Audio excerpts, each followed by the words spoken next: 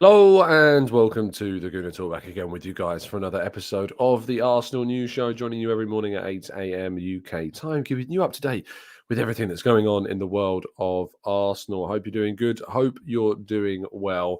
Thank you for continuing to make this a part of your morning routines. As always, welcome to the weekend. Hope you've had a good and solid week and are ready for a weekend of more football to enjoy, and fingers crossed another Arsenal victory to keep them close to, well, not just close, but, as far away from Manchester City as feasibly possible. We've got a 4-point gap. Let's try and keep that up. There's some big games happening this weekend.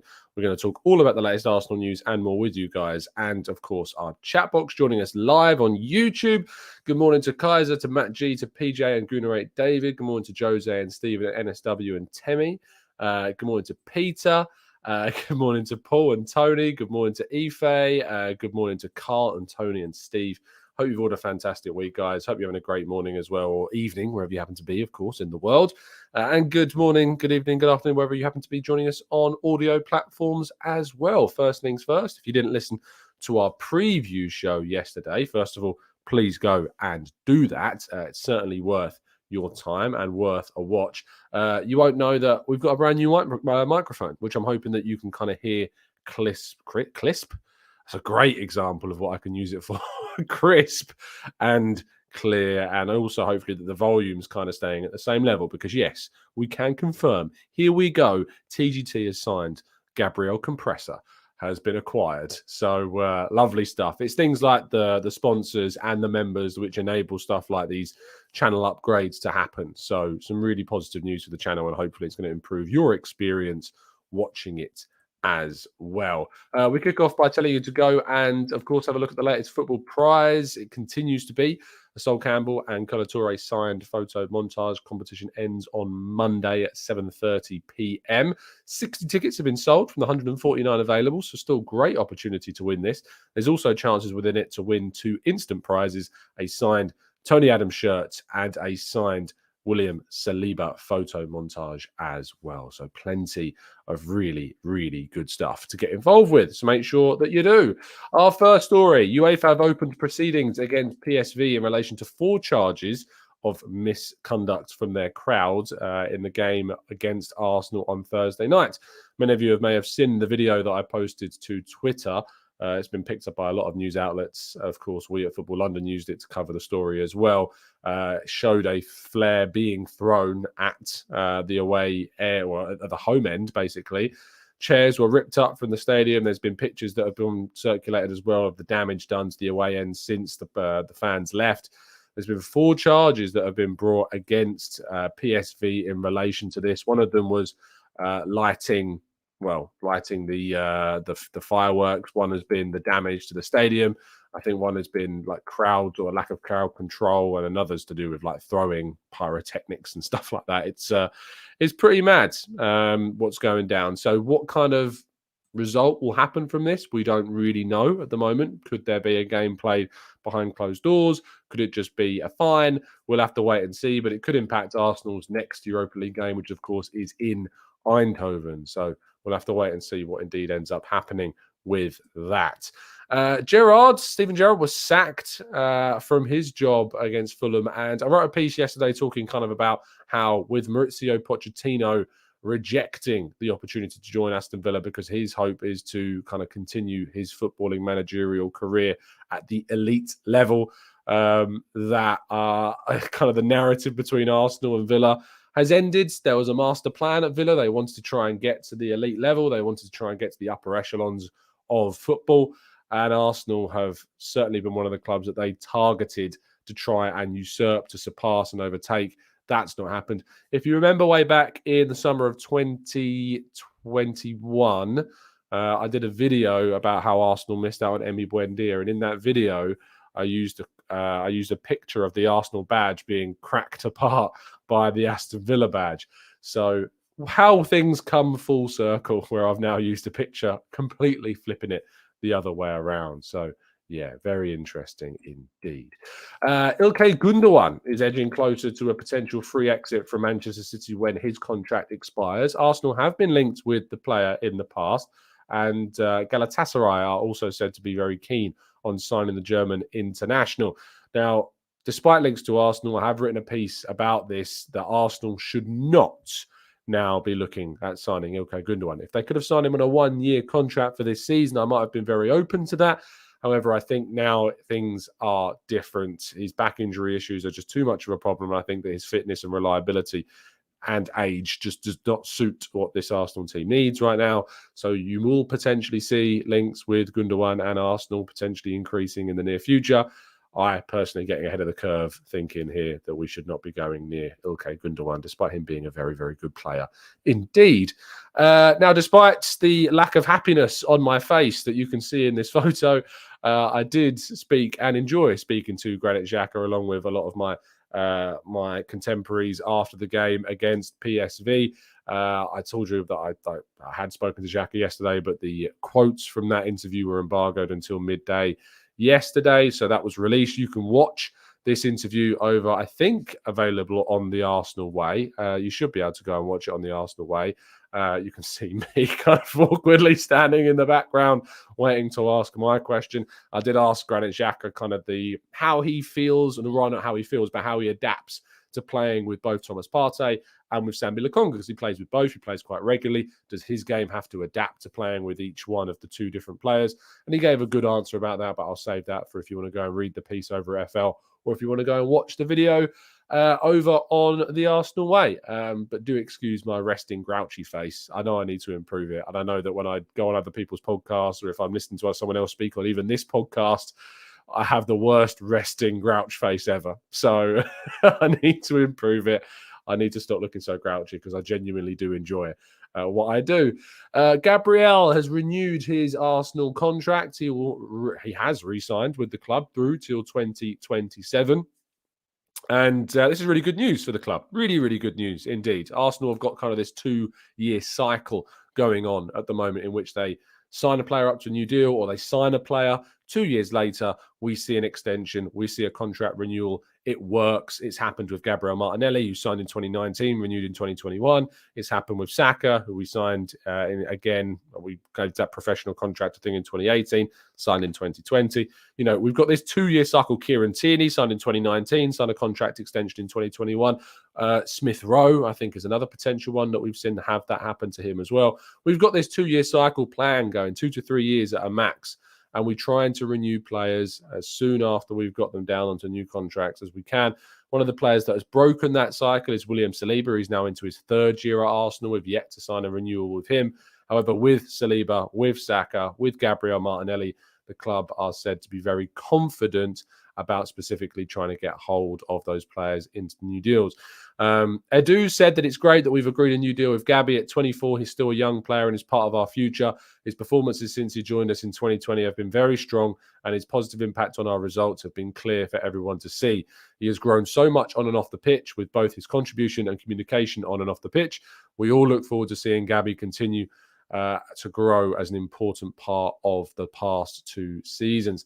Arteta has said Gabby has shown huge qualities since joining us. He is a young player with great work ethic, and his consistent, strong performances have been hugely important to us over the past 2 seasons.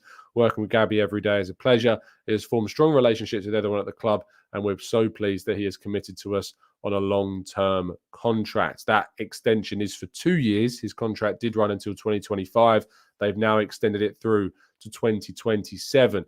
So really positive that we've now been able to extend a player like Gabriel. That means that he is up to a long-term deal.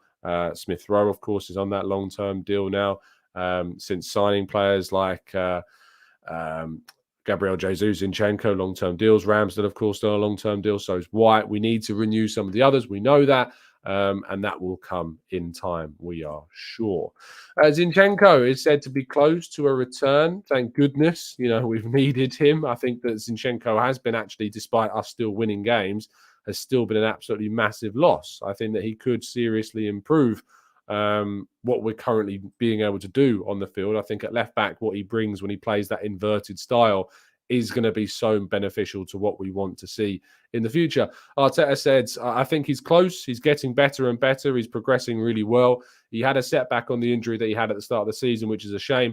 But knowing Alex, he will be back very soon. He was asked about whether or not he would be back this weekend. He says, I can't tell you. The journalist joked and said, is he in contention? And Arteta laughed back. He's always in contention. So it's that classic kind of back and forth between the reporters and Arteta to try and get any information about team news. But it's good news for Zinchenko. I think hopefully we should see him back on the field in the next couple of weeks. Fingers crossed. Arteta continued to talk about a number of different topics. He was asked about Steven Gerrard being sacked. He says, I'm very sad for him. He's a player that I admired a lot, a player and a person that I really respect, and a manager that did extremely well at Rangers. He started really well at Villa, but this job is like this, unfortunately. So from my side, he has all the support because I'm sure he's having a difficult time at the moment. Gerrard is one of those coaches, once again, like Arteta is kind of, was looked at as a bit of as one of part of a group, I think. If you think about it, Lampard going to Chelsea, Gerrard going to Villa, they both had jobs before that with Derby and Rangers, respectively. But we've started to see Andrea Pirlo at Juventus, Xavi, I guess, at Barcelona.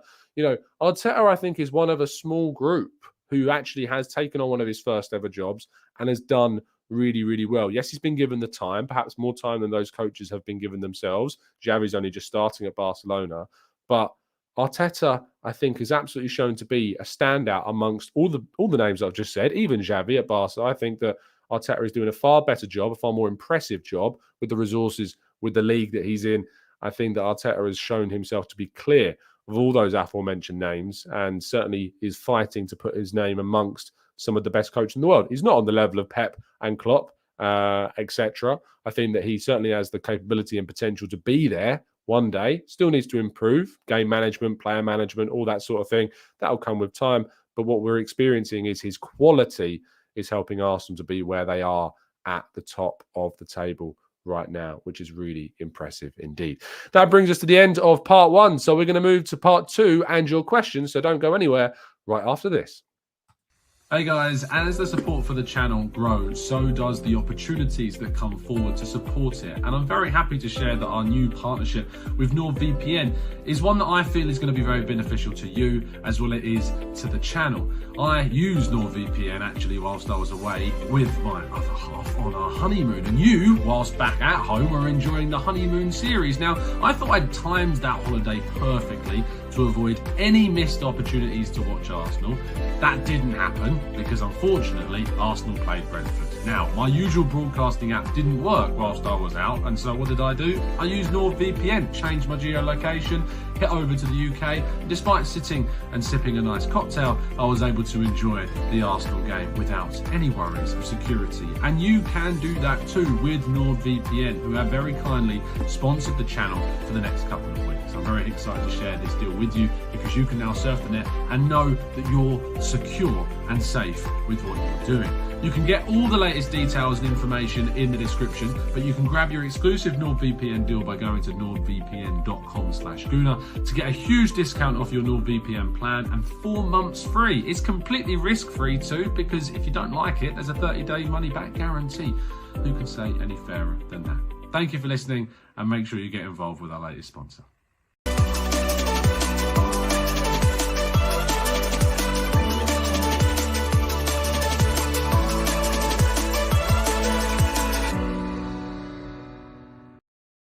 Yes, I know it's not a cocktail. I know it's not. For those that are listening on audio platforms, it still isn't a cocktail. It's a glass of wine. I don't know why I said cocktail. I did drink a lot of cocktails, but it wasn't a cocktail. So it is what it is.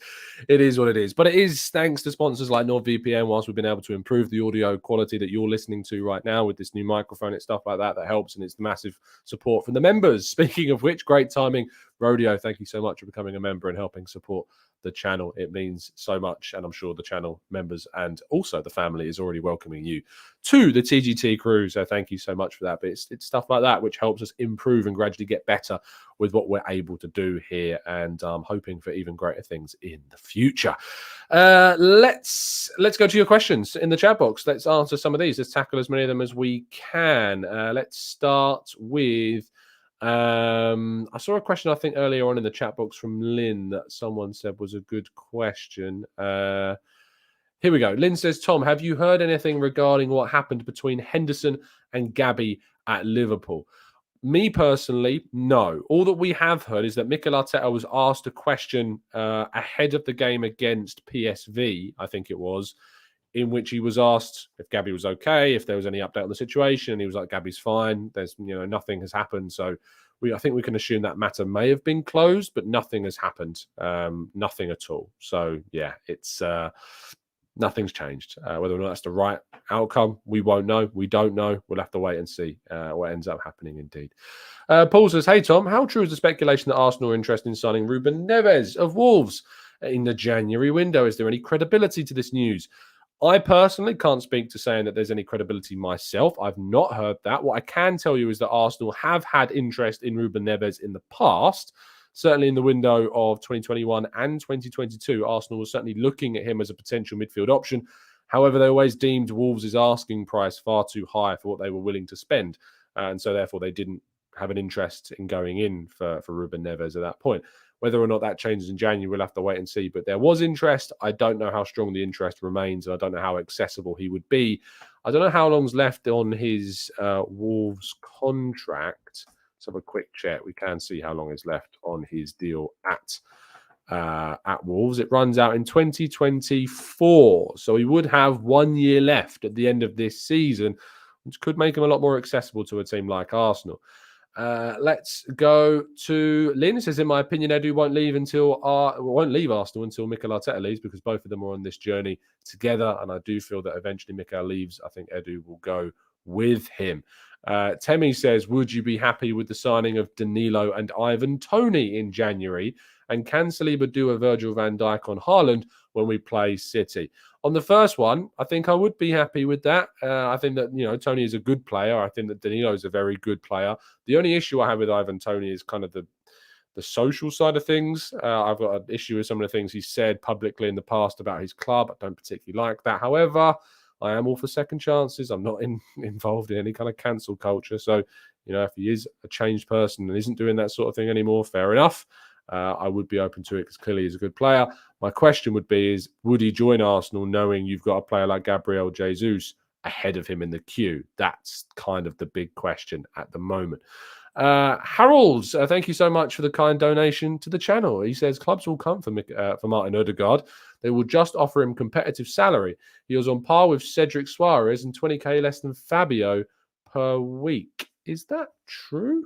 That seems a little bit low because Fabio Vieira is only on about £25,000 last time I heard. That's a week. So let me just do a quick check on what Martin Odegaard is on. According to this, Martin Odegaard is on around £80,000 per week, which is slightly more than Cedric, who's on £75,000 per week, which is pretty crazy. Fabio Vieira has not been added to this yet, but I personally heard that he was on around 25. Now, according to SpotRack, he's close to 45. How accurate SpotTrack is always up for debate. But according to this, Odegaard is still on £30,000 to £40,000 more than Fabio Vieira. I think Odegaard will get an increase in salary and will get a new contract. He's obviously now the official club captain, but could be worth more. I think he's very attached to Arsenal. I think he knows he's got a place at Arsenal. I think he knows he's valued at Arsenal. And that's what he said he wanted when he left Real Madrid. He wanted stability. He wanted a place where he was going to feel comfortable, where he could develop and improve and play consistently. And he has that at Arsenal. So I don't see any risk in Martin Odegaard's future at Arsenal at all right now, personally. Kwartuka says, "Could you do a comparison between the number of players from each team in the Premier League going to the World Cup?" We're going to have lots of World Cup content coming closer to the competition to keep you guys Arsenal fixed still throughout it. We're going to be covering all of the Arsenal players whilst they're away. We'll also have plenty of build-up to the January transfer window and keeping you up to date with everything else regarding the club as well. Rodeo says, "I will be making no comment." Just joining up as a member, saying cheers, guys, and saying, "I'll be making no comment." I love that. Stay silent. Silent support is fine. If you don't like commenting, you don't have to comment. And there's a lot of people that I speak to outside of when I actually see them and people come up to me and say they watch the channel, but I just don't leave any comments. That's fine. I think it's fair. You watch the way that you want to watch. If you want to comment, comment. If you don't want to comment, don't comment. It's completely your choice of how you watch and interact with the channel. Below says, what are your thoughts on Evan Ndika? I did talk a little bit about this yesterday. I think that on a free transfer, he would be a very, very strong move for the club to make to give us competition for Gabriel. Very, very good business indeed. Richard says, what do you think of the report about Sambi for Locatelli or McKennie? I don't think there's too much truth in that personally. Juventus might be interested in Sambi or have him on a kind of a list of players they have an interest in. I don't think the swap for Locatelli is realistic at all. McKennie, potentially, I think that maybe the report initially on Locatelli was deemed to be a little bit too unrealistic, so they've then lowered the kind of the player profile to McKennie. I don't think there's too much truth in that at all. Byron says, Tom, what position will we occupy come the start of the World Cup? I worry that Arteta is not giving the players enough rest, such as Jesus and Saka. I think it's fair to have that worry. What I would say is that I don't necessarily think that we've got the chance to give them much more rest. I think the way in which we can improve the amount of rest with those players is to substitute them earlier if we are in a position to do so. I think the game against PSV, we took Gabriel Jesus off at a good stage. I don't think we took Gabriel Jesus off early enough against Leeds. So I do think there are ways in which we can improve. I think there are ways in which we can get better with how we manage our players. But I do think that we are still in a position in the table where we are having to use players. We have to make sure we top the group in the Europa League. We have to make sure that we maintain our gap to Man City for as long as feasibly possible. So I don't have too much of a problem with that. And criticism of Arteta, whilst, you're very much entitled to it, it's always difficult to really go hard on Arteta whilst he's taken Arsenal to the top of the table at the moment, isn't it? John Smith says, wow, the most common name on I think in the Western world, potentially. Says, Tom, I think the recent changes to sub rules allowing 9 players on the bench has caused fans to be too harsh on squad depth. If we had 7 players on the bench, it wouldn't look all that bad. What are your thoughts? It's a good question, to be fair. Has having 9 players widened the scope for criticism on whether or not Arsenal have enough squad depth? It's a big change. Like, going from 7 to 9 is a big, big change. It changes the game. Going from 3 to 5 subs is a massive change to the game. Radically changes what clubs are able to do in game. Yes, you can still make 3 substitutions in the sense you can only do it 3 separate points, not including, I think, half time. But I still think that it's a huge difference. Concussion substitutions coming into it, you can potentially make 6 changes, plus 6 plus changes potentially. So I think that our bench is decent. I think that our squad depth is certainly underrated. I think the problem with it at the moment is that we've got Zinchenko, Smith Rowe, and El Neni all out in long-term issues, and that has certainly kind of weakened the viewpoint of what our squad depth looks like. So, yeah, I think that our squad depth is good. I think it could be better, but I do think that the injuries are having a significant impact on people's kind of perspective on what our depth is like. I think it's better than what people potentially give it credit for. Lynn says, if we stay top of the table for the World Cup, we haven't got as many going. So surely this should help us with what we're doing. What do you think? Ramsdale's going to go. White's going to go. Saliba's going to go. Gabriel's going to go. Tini's not going to go. Zinchenko's not going to go. Tomiyasu's going to go. Who else have we got? Partey's going to go. We've got Xhaka that's going to go. We've got Lokonga that probably won't go. El Neni that won't go. You've got forward to that Odegaard that won't go. Jesus that will go. Saka that will go. Martinelli that could go. Martinelli might go. It's difficult to know at the moment. I think he's worthy of a spot on that team. Anthony and Vinicius and Rodrigo are his competitors. He's got to fight and say that he deserves to be in the squad. I think he personally does. I want him to be in the Brazil squad. I think it would do great things for his mentality. Smith Rowe's not going to go because he's injured and probably wouldn't be in the squad anyway. Marquinhos isn't going to go. Reece Nelson's not going to go. Fabio Vieira's probably not going to go. Maybe. I just think there's too many attacking midfielders in that. You've got Bernardo Silva, you've got Bruno Fernandes, you've got Pedro Gonçalves. I think there's more than they potentially need. So I'm not sure that Fabio Vieira will go. Maybe he will, but I don't know whether maybe he will now that Jota's not in the squad. Maybe, and Neto as well, both missing out. Maybe that opens up a position for Vieira. We'll have to wait and see. But he's not playing regularly, and typically Santos likes for the players to be in a regular team and playing. That's why when Cedric got back into the team, it's because he was playing week in, week out for Arsenal. So it's difficult to know whether or not those players will in fact go. Cedric is going to stay. Of course, isn't going to go anywhere, but we'll have to wait and see. Andy says Martinelli isn't getting in ahead of Vinicius Jr. or Neymar. I know he's not getting ahead of them. Neymar actually plays more centrally for Brazil. Richarlison has got an injury, but probably will be back for the tournament. I think that Martinelli could get into the squad, but he's not getting in ahead of Vinicius or Neymar. I know, but Neymar is not considered a wide player in the team at the moment. You've got Vinicius, you've got Richarlison, you've got Neymar that play as a front three at times. Rodrigo can come into it. Jesus, of course, comes into things. I think that Martinelli has a chance to be in the squad, but not to be a regular starter by any means. Certainly an option off the bench for them. Nab says, how do you feel about our next 4 games? Pretty confident in the Premier League. Obviously, we've got Southampton tomorrow. I'm going to be there. Looking forward to that. We've got Nottingham Forest next weekend. We've then got Chelsea, which is a big, big test. Our first Big Six team away from home this season, other than Man United. So it's a big chance to get our first win at a Big Six club away from home. We've got a great record at Chelsea. We've not lost there in something like 4 years. We've got a really good chance to get a result, I think. They're not in a particularly great shape. They've got a game, I think, this weekend against Man United, is it? I think. So that's going to be interesting. Plenty of intriguing results coming from this weekend's games, I'm sure. Man City, I don't expect to have any issues against Brighton, who I believe they're playing. I don't think they'll have any problems there. So let's see. But I think that we've got a great chance to go in with at least potentially 10 points, maybe 12. Who knows? Like, there's no reason why Arsenal can't beat all of their teams that they're playing. I go into every game now as an Arsenal fan confident that we can win. Only that Man City game I look at and I go, and Anfield potentially, where I'm like, right, I think, a draw would be a great result from these games.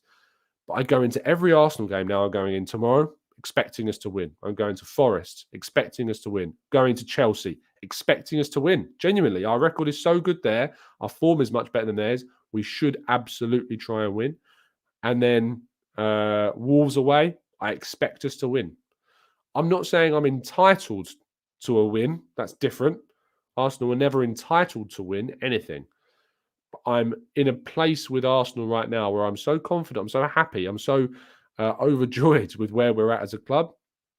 I expect us to get a result in these places. And if we want to do what we want to do this season, which is at a minimum Champions League qualification, we need to be beating Southampton. We need to be beating Forest. We need to be beating Wolves. We need to be giving Chelsea a really good run for their money and getting a result there. So it's as simple as that for me. GTT Few says, thoughts and predictions for the Southampton game. I can direct you, back, I suppose, towards the Southampton preview we did yesterday. Go listen to it. All of the information on the Southampton game is in that preview with some fantastic insight from our guests. And French made his return to the channel as well after doing his Masters. So absolutely go and check it out.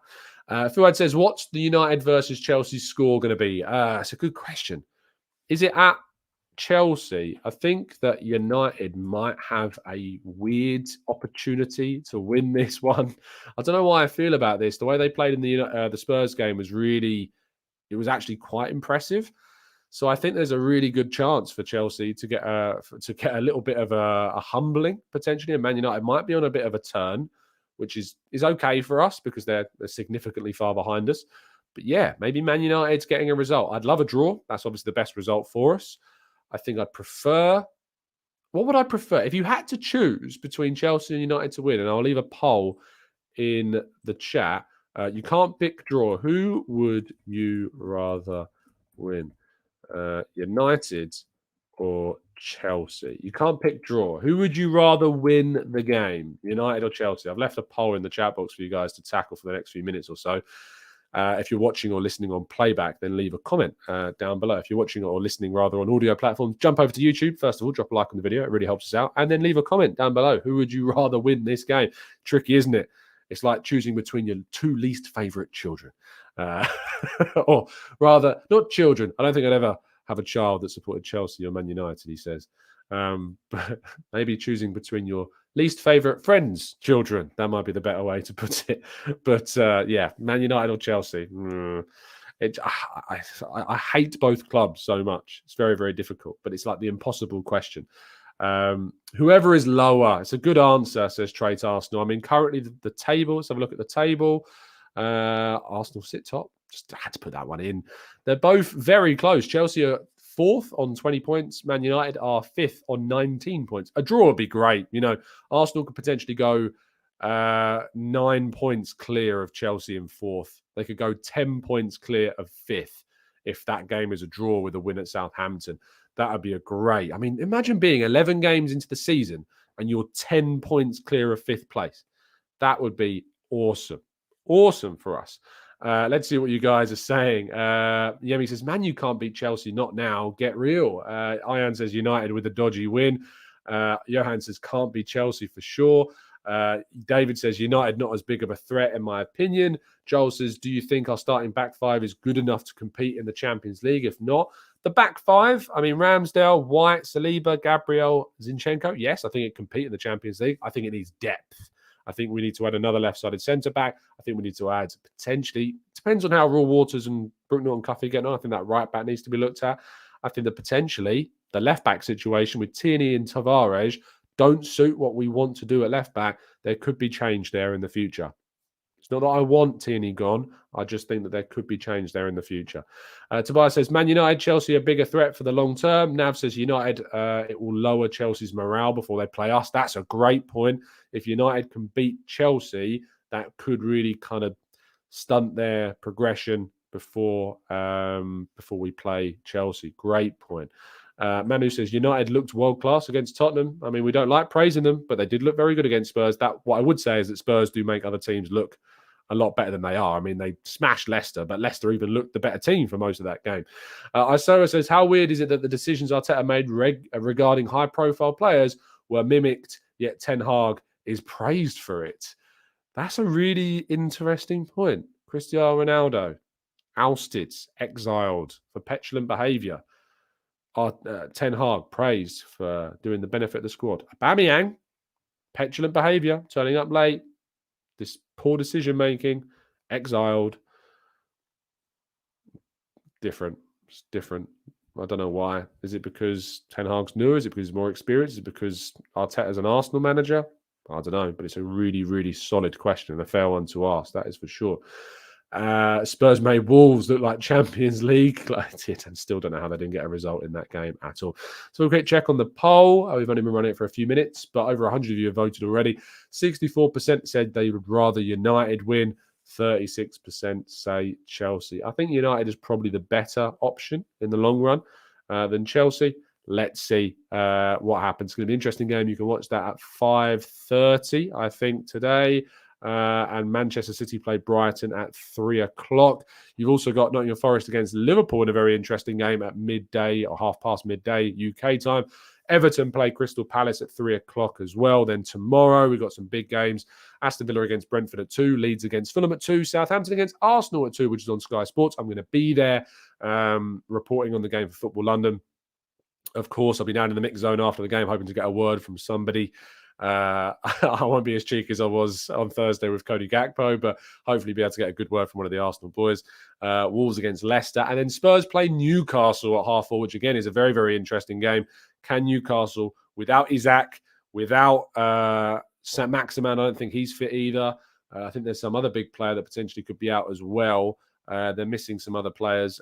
Spurs-Newcastle was very interesting indeed. Can Newcastle finally punish Spurs for the way that they play? Fingers crossed they can.